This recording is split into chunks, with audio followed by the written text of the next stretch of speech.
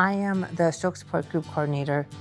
Each month we have monthly meetings. And during these monthly meetings, we educate the stroke survivors on stroke awareness and prevention and signs and symptoms of a stroke.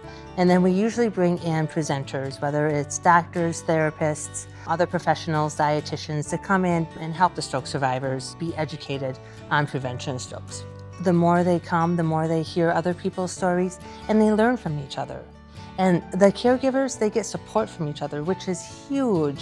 We used to have like an hour session, but they used to stay like an hour and a half to 2 hours. Like a family get together, once you get together, sometimes it's hard to, to leave. We are helping people in the community do what they love to do. We are helping them get out of depression. Sometimes when people go home, they need that little helping hand, saying, hey, we know kind of what you're going through. We will help you through it. And these are the tools that you can use to get through it. This year we brought 36 people down to Milwaukee Brewer game. And then we actually got all the stroke survivors up in the stands and we educated everybody on strokes and stroke prevention.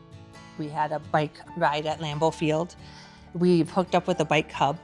And with the bike hub, they bring 4 to 5 recumbent bikes and we get to have our survivors try a bike fitted to them.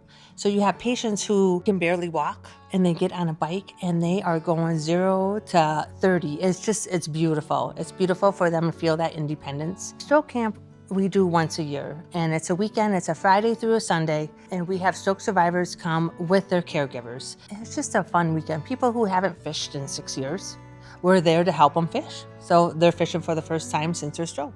And then we have music therapy too. So there's a music therapist actually coming for the whole weekend. Then you can have a patient who's had a stroke who has a very hard time talking. It's called aphasia. And even because they have a hard time talking doesn't mean they can't sing because it's a different part of the brain that they use. So we have one survivor come in not talking the greatest, but then next thing you know, they're singing a Johnny Cash song and they're strumming with one hand. And the other survivor is doing the chords on the guitar. It's just beautiful. Life may be different. They may have a new me, but they still have a wonderful life. It's a whole different direction than what they originally thought it would be.